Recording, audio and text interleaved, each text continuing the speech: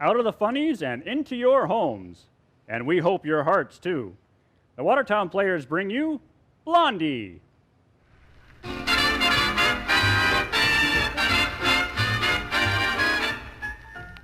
Before we join the Bumsteads of Shady Lane Avenue, let's gather around the bandstand for a curtain raiser from Lisa Adrian.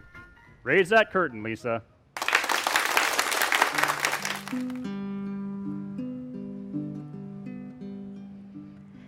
Shenandoah, I long to see you away, you rolling river. Oh, Shenandoah, just to be near you.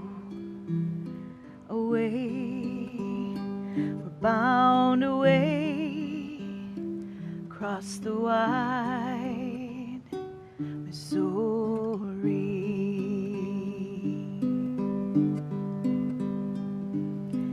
Oh, Shenandoah, I love your daughter. Away, you rolling river. Oh, Shenandoah, across the water. Away, we're bound away across the wide Missouri.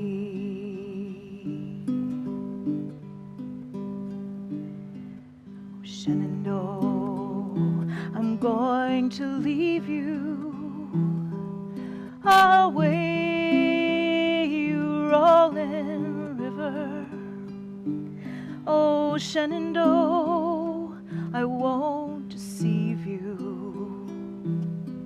Away, we're bound away across the wide Missouri. Away, we're bound away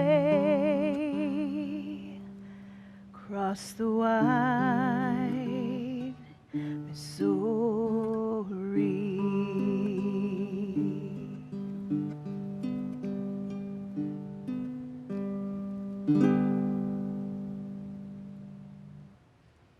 Thank you, Lisa. You know, folks, these days you have lots and lots of choices for your entertainment. Why, lots of choices in all the things you do. But just go to your local greengrocer and you can find different varieties of, let's say, tomatoes. You can find Roma and beefsteak and heirloom and, yes, even Blondkopchen. Decisions, decisions, decisions. Well, there is an easy decision when it comes to family-friendly, affordable entertainment. Look no further than the Watertown Players. The Watertown Players have been around for more than 30 years and have provided some of the best comedies, musicals, and children's theater productions in the area. The Watertown Players makes its home at 210 South Water Street in the Market, right here in downtown Watertown. Stay tuned to hear about the next production in the works during our next commercial break. The Watertown Players, dedicated to enriching the lives of those in this and surrounding communities through creativity, expression, and fun.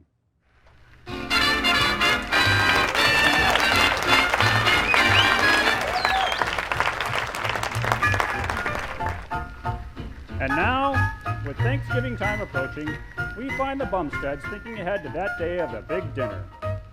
In the Bumstead living room, Blondie is listening to Corey, wife of Dagwood's boss, J.C. Dithers, who is telling her a few plain facts about Mr. Dithers.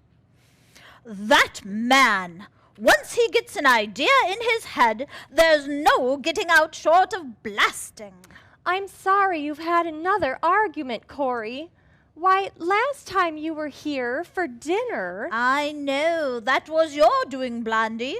You got me out in that kitchen making biscuits for him again, and he's been perfectly lovely to me for weeks, more like a friend than a husband. Well, but what in the world did you two disagree about?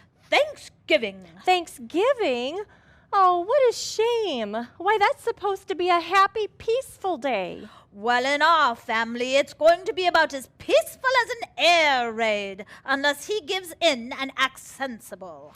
Maybe you could both give in a little. I'd be glad to give in if I was wrong, but I'm not.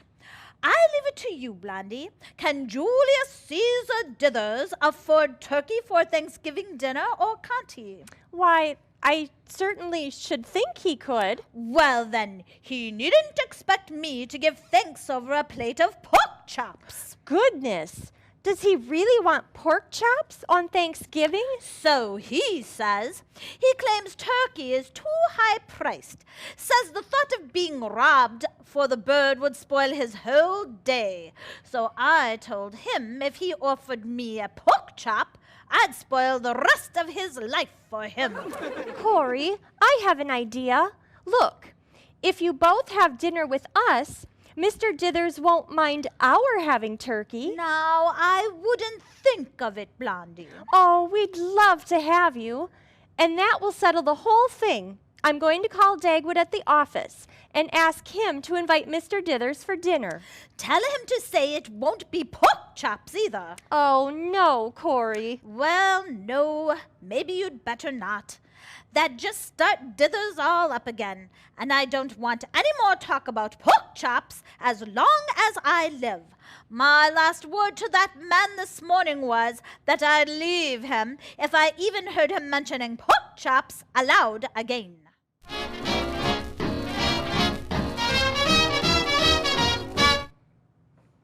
Bumstead, Eh? Yes, Mr. Dithers. what is your feeling towards pork chops? Pork chops. Oh, well, I feel pretty friendly toward them. Well, how about Blondie? If you went to that phone right now and suggested to Blondie that she give you a nice pork chop for dinner tonight, what would happen? Oh, I wouldn't do that, Mr. Dithers. Huh? Why not? Because we had them for dinner last night. No, Bumstead. You don't get the idea.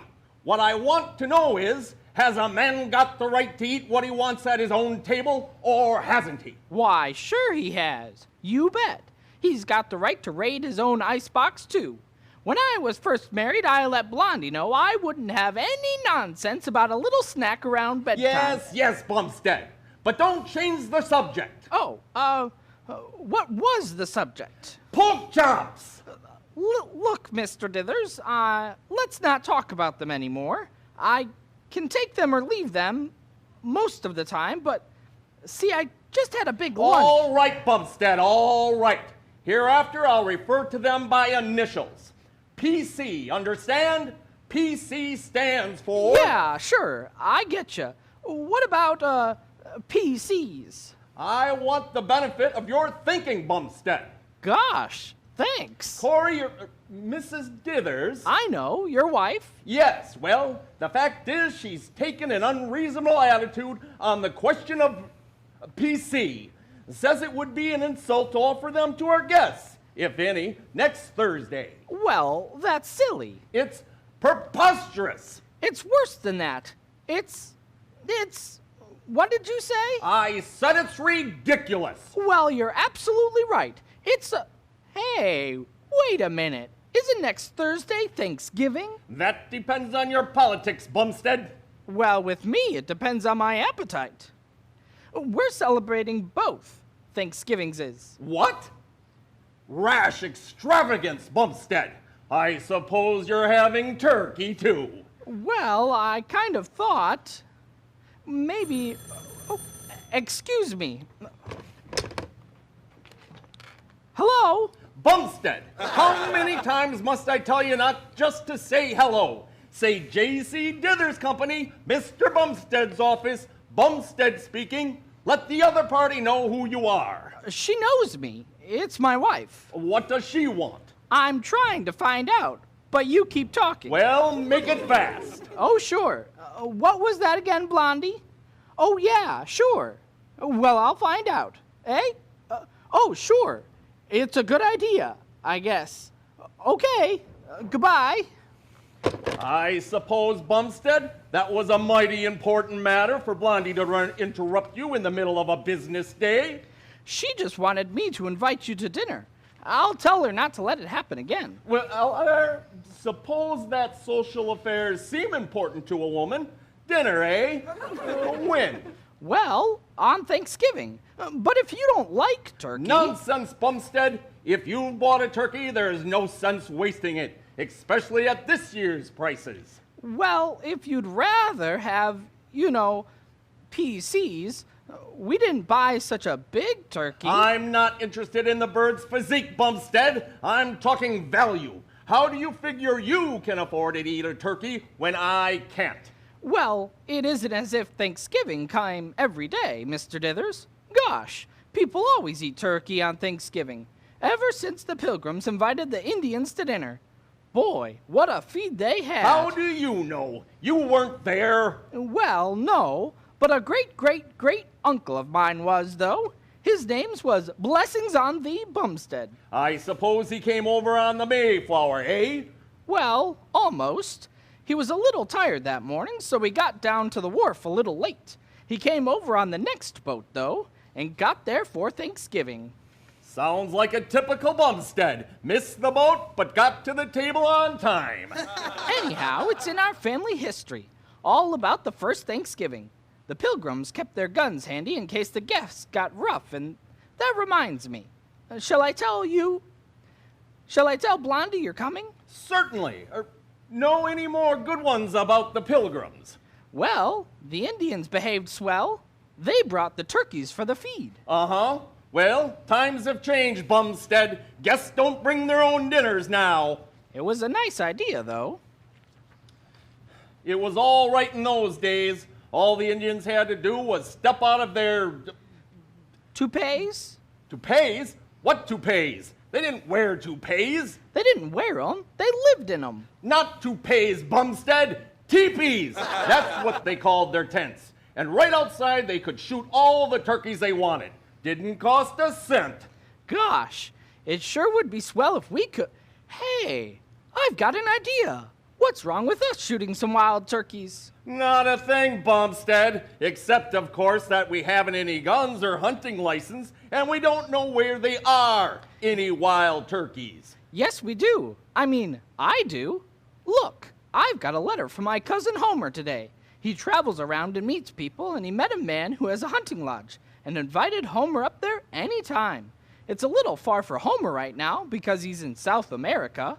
But it's near us, and Homer said to go up any time and just mention his name to the man. And I suppose if we mention his name to the turkeys, they'd come right up and sit on the end of our guns. Oh, we might have to walk out into the woods a little way. Of course, maybe you couldn't bag a turkey, Mr. Dithers, but I'd probably bring in a couple to make up for it. Are you insinuating, Bumstead, that I couldn't hit a turkey? Why, in my younger days, they called me Deadshot Dithers. I brought in so much game. Well, there was more game back in those days. I'm not exactly prehistoric, Bumstead, and just to take you down a peg, I've got a good mind to take you up on that shooting trip. Swell! Homer says his friend, the latch string, is always out, even when he isn't there. There's guns there and all. Good. It'll feel good to get a gun in my hand again. Stalk through the woods after the game. I'll show you some shooting, Bumstead. So will I. We'll hunt till it's nearly dark, and then bring home our bag. A turkey over each shoulder, a partridge at my belt, maybe a haunch of venison. Better let me carry that deer meat for you, Mr. Dithers. I can picture the look on Corey's face when she sees what I bring back. I can see her standing there in the cabin door, looking up the trail.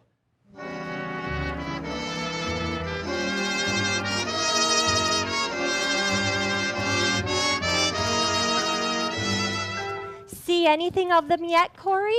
Not a sign of them. I knew Dithers wouldn't get any game. I told him the only way he could ever get a wild turkey would be to buy a tame one and annoy it. Oh, dear. They left at daybreak, and it's nearly noon. I'm a little worried. I'm not. It'll teach my husband a lesson. He accused me of throwing money around like it was old wrapping paper. And then, to save the price of a turkey, he went out and bought hunting clothes that cost more than a peacock stuffed with platinum. Come inside. Well, they'll be hungry when they do come back. It's a good thing we had sense enough to bring that goose. It's a good thing you knew how to cook it on that thing in the fireplace. I never heard of a house without a cook stove. Mr. Meeker, who owns the hunting lodge, likes to rough it. That's how people cooked all their meat in the old days. They hung it in front of the fire on a metal rod like that and kept turning it with the wheel at the side so it gets done evenly. It certainly works. My, it looks nice, Blondie. It's beginning to get brown now. Here, I'll baste it. The men folks are going to be glad to see this. Listen, I hear them coming. Stand in front of the goose, Corey, so they don't see it at first. We'll surprise them. Oh, hello, Mr. Dithers. Hello, Dagwood. Where are all the turkeys? Leave them outside? Well, yeah, they're outside, all right. I guess. Outside? Outside of what? Outside the state line? Do you mean to tell me, Julius Caesar Dithers, that you didn't bring back a turkey? Oh, Well, as a matter of fact, no. let me sit down. His feet kind of gave out. It's these new hunting boots. Well, Blondie, there you are. The mighty hunters are home after keeping us waiting all morning without anything for us to eat. Hey, isn't there anything in the place? Oh, we got the vegetables ready, but But if Mr. Dithers thinks after promising me wild turkey, he can sit me down to a vegetable plate lunch, he's got another thing coming. Well, get your things on, Corinthia, and we'll go in town to a restaurant. oh, let's wait till you've rested. Why didn't you shoot a turkey, Dagwood? Gosh, we didn't even see one. We did see one, Bumstead. Now, Mr. Dithers, I know that was a crow in that tree. Crow nothing. It was a wild turkey. It was kind of black for a turkey, more like a crow. Well, wild turkeys are naturally darker. And it was small, like a crow. Don't argue, Bumstead. It was a turkey.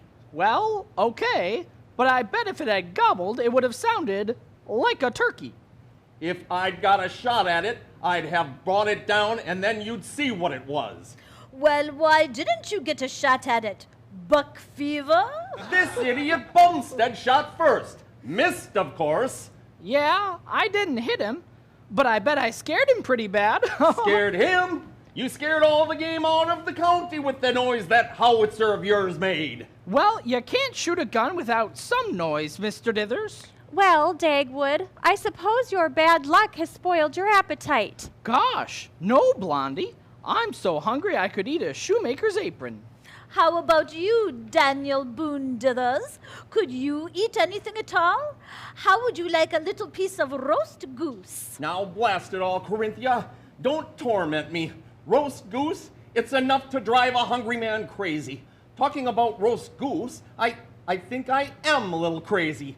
I think I smell roast goose. Say, so do I. Quiet, Bumstead. Don't make it worse. Would you like to see a roast goose right now? You too, Blondie. Oh, I'm not just teasing. Step aside, Corey, and let the men see what's roasting in front of the fire. Well, they don't deserve it, but take a look. It does look like a goose. I see it too. I smell it.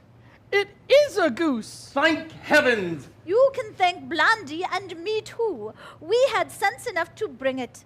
If we depended on you... Oh, I don't know, Dagwood. Came pretty close to that crow or turkey.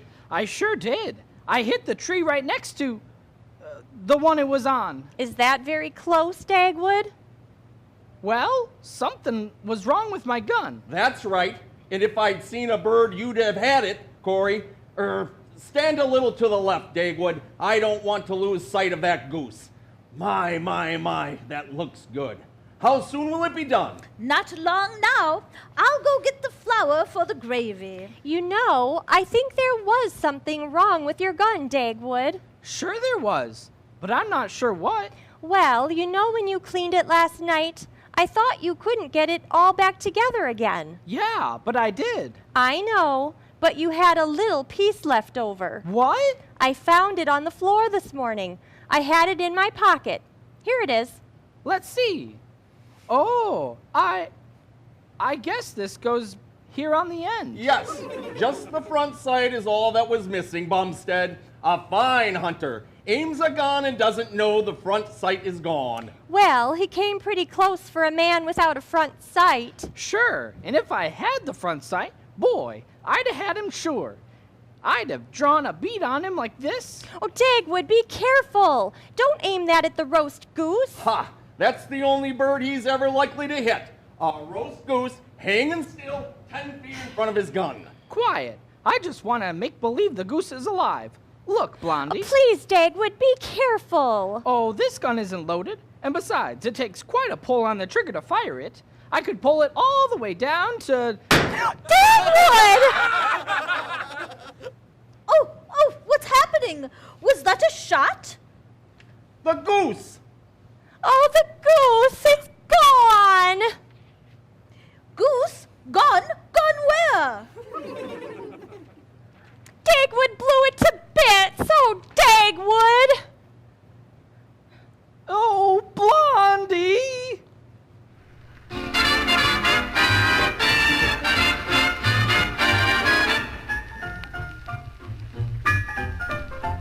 This episode of Blondie is being produced and sponsored by the Watertown Players. The holiday season is just around the corner and will be here before you know it. The Watertown Players have two great ways to celebrate. You only have one more day to see the Watertown Players' annual Christmas play at the Octagon House Museum. The play runs every half an hour from noon to 3 p.m. The last day of performances is tomorrow, November 29th. You don't want to miss this one, folks. In December, the Watertown Players Youth Theater will be presenting Elf the Musical Junior in virtual, pre-recorded format. This hilarious fish-out-of-water comedy follows Buddy the Elf in his quest to find his true identity and to help all those around him remember the true meaning of Christmas. Elf the Musical Junior will be released on December 11th to the world. For further information on the Watertown Players, please follow the group on Facebook.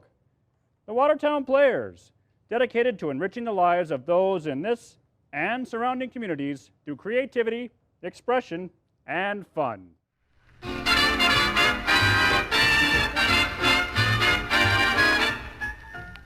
And now, along towards sunset, we find Dagwood and Dithers out in the woods once more. Like the pioneers of old, looking very earnestly for some signs of something that can be cooked and eaten. Come on, Bumstead. Don't weaken. Look at me. Yes, sir.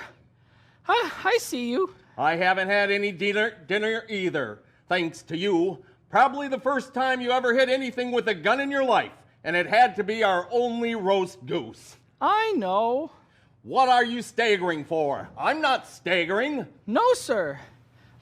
Would you like to carry your own gun a while now? What's the matter, Bumstead? Getting trail tipsy? Well, no.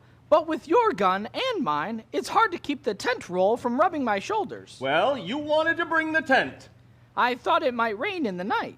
It's cold enough to snow. And when Corey said not to come home without some game, I think she meant it. I know she did. Try that turkey call again, Bumstead. Yeah, wait till I push my helmet out of my eyes. Drop all that stuff, Bumstead. Yeah. Go ahead and blow that turkey call. Okay. Do you think any turkey will think that's another turkey? The man that sold it to me said they would. Any bird that would answer that would be a mental case. He might still be good enough to eat. Here, you try it. All right, here goes. Better let me try again. I've got more of a lip for it. Well, go ahead. Put some heart into it. Well, it's hard to sound like Benny Goodman on one of these things, but I'll try it again. No use, I guess. If there are any turkeys around, we're not fooling them much. Hey. Hey, listen. I hear it. I hear it. That's a turkey, all right. I don't know what it is, but it's something. Let's trail it. Leave those things where you dropped them, Bumstead. We'll pick them up on our way back. Come on, hand me my gun. It's going away. It's nearly gone. Oh, well, it didn't sound much like a bird anyway. I don't care what it sounded like. I want to eat, not for its voice, Bumstead. Listen, it's over there somewhere. Come on. Go ahead. I'll keep blowing my call. There it is. Follow me, Bumstead, and watch your step.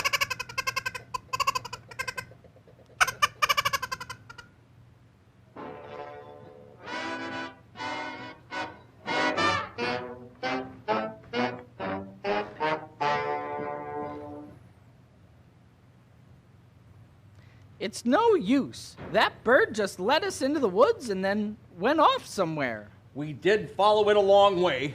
Any idea where we are? Oh, sure. I think we came that way. It's almost too dark to see even if there were any turkeys to shoot. If you ask me, Bumstead, you're lost. I am? Gosh, I don't know what Blondie'll say. Well, I know what Corey will say if I stay out all night. We better start back, Bumstead. Sure, I guess we had. Only, which way is back? Hey, listen. Is that infernal bird laughing at us, Bumstead? Listen, it's coming back this way. Just let it come in range and I'll teach it to give me the laugh. Don't shoot, Mr. Dithers. I see it. Where? Over there, in that coonskin cap. Nonsense. Birds don't wear caps. Look, peeking back from around that tree. It's a man. Hey, you. Stop that noise and come over here. How's that? Was that you that kept making a noise like a turkey? Nope. That was a heath hen I was imitating. Heath hens are extinct. How's that? Never mind. I know I'll hold up when I see it. How much? Eh? How much what? How much to show us the way out of the woods? Oh. Lost, are you? Yes! I'll give you $5 to show us the way back to Meeker's hunting lodge. $5. Can you hear that? Don't shout. Hear everything plain as day. Well, what do you say? You know the way back to Meeker's, don't you? I should say so. And yes, indeed. Know every foot of these woods. Well, how long will it take to get us to Meeker's place? That depends. Depends on what? On whether I show you the way or not. You staying at Meeker's? Yes, and I'll give you $10 to show us the shortest way back there. You don't want the shortest way, do you? Well, follow me. Ha! The $10 got him. Come on, Dag. He's going up this little hill. Come on. This little rise ain't no higher than your head. We're coming. Whew. Here we are. Well, tell him to go on, Dag, until we're in sight of the lodge. Oh, you're inside of it right now. Look down there. What? There it is. It was there all the time, just over the hill. You must have walked in a circle, friends. Bah! $10 for a guide to take us 10 feet? I won't pay it. Hey, wait, Mr. Dithers. Wait for me. Bah! Thanksgiving Day. Now, Julius Dithers, be thankful you're back alive. I won't be alive long if I'm not fed. Some of that goose is still sticking to the back of the fireplace. Maybe we could scrape off a little for you, Mr. Dithers. No, I tried that. Any piece that's large enough to catch hold of is full of lead and tastes like a dish of tin soldiers. I can warm up the potatoes again. I'll help Blondie. Oh, no, Dagwood, you need your rest. How did you ever find your way back? Well, we met a man. A man, a bird of prey, a vulture. If that's him, tell him I won't pay it. Won't pay what? $10 for a guide that got us lost in the first place. You keep out of here or I'll have you arrested for trespassing. How's that? And don't start that again. How's that? He says you're trespassing. Nope. Jim Meeker won't mind me being here. Oh, he's a friend of Mr. Meeker who owns the place. A fine friend. Look at him. Well, you can't judge people by their clothes. You and Dagwood look like hunters. Pretty witty. Pretty witty. Well, I won't pay him any $10. No one asked you to. It was your idea. Had dinner yet? No, and don't bring the subject of dinner up again. See, we're pretty hungry. Well, now, I'm a mite sharp set myself. Oh, Dagwood, he's hungry too. We ought to ask him to stay and share our dinner. Yeah, sure. But we haven't got any. There's the vegetables. Will you join us in a bite to eat, Mr. Don't care if I do. And thanks. He heard that all right. Mind if I wash my hands first? Always do when I eat with company. Go right ahead. The pump is out back. I know. Know every foot of the house. Of course, if you visit Mr. Meeker. When he's home, the latch string is always out for company. So, make yourselves to home. I'll be right back. Won't take me no longer than it did for the other men folks to get here after I started guiding them. My, he acts kind of peculiar, don't you think? Maybe he thinks we're peculiar too. After all, this isn't our place, it's Meeker's. And we ought to pass on his hospitality to others, especially at Thanksgiving time. Don't keep mentioning Thanksgiving, Blondie.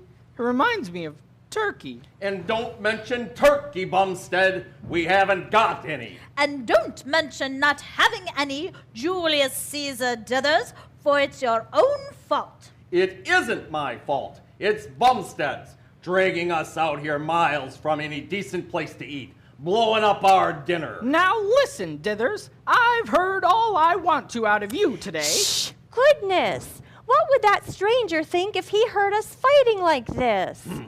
Now we can't even act natural. If you ask me, that man ought to go. How do we know he's what he says he is? We don't. But he doesn't look dangerous to me, and he's a stranger and hungry, so he's going to be fed. Bah! Shh!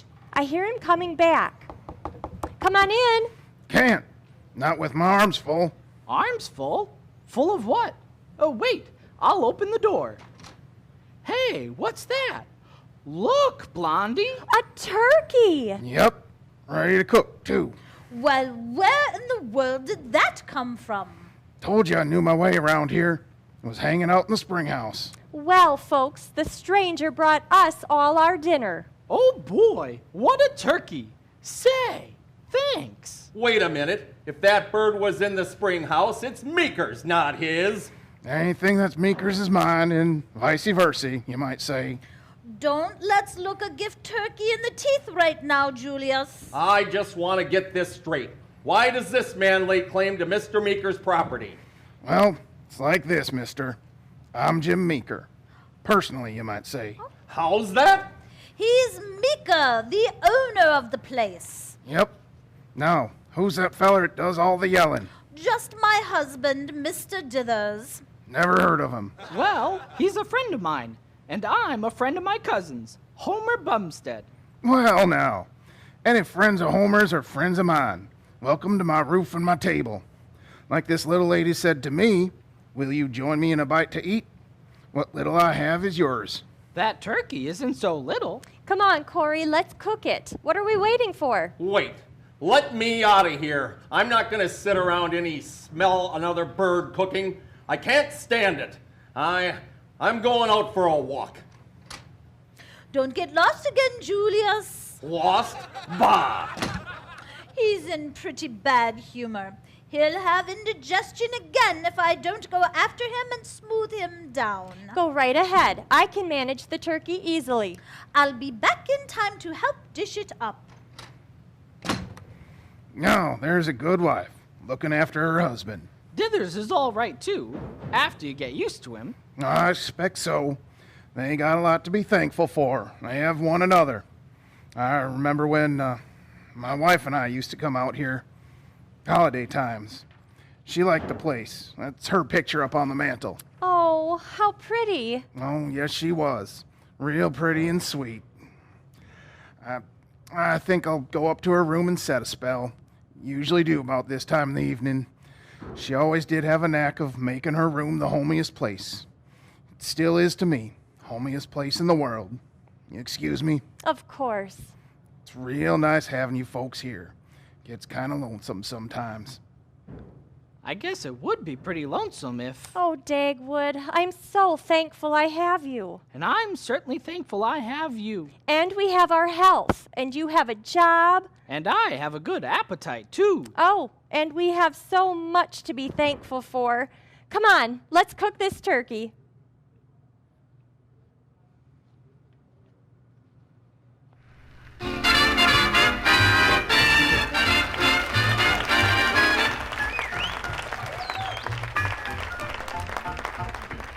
And so we leave Blondie and Dagwood of Shady Lane Avenue. We invite you to listen again next week when we join the Bumsteads once more. Next week's episode is entitled The Trance of a Lifetime. Sounds like a hoot and a half to me. This week's episode of Bagging Thanksgiving featured the voice talents of Annette Weirick as Mrs. Dithers, Patrick Grover as Mr. Dithers, Greg Coots as Mr. Meeker, Blaine Landowski as Dagwood, and of course Lisa Steffel as Blondie. Assisting with sound effects is Andrew Woodard. This week's episode was brought to you by the Watertown Players. Don't forget these fine upcoming productions. One More Day Only, the annual Christmas play being presented at the Octagon House Museum, and Elf the Musical Jr. being presented virtually in December. For further information, follow the Watertown Players on Facebook. This is your announcer, Jim Steffel, thanking you for supporting the Watertown Players and our weekly episodes of Blondie. For more information on how you can help fund these fine old-fashioned productions, please text Blondie to 44321. That's Blondie to 44321. Thank you, and good night.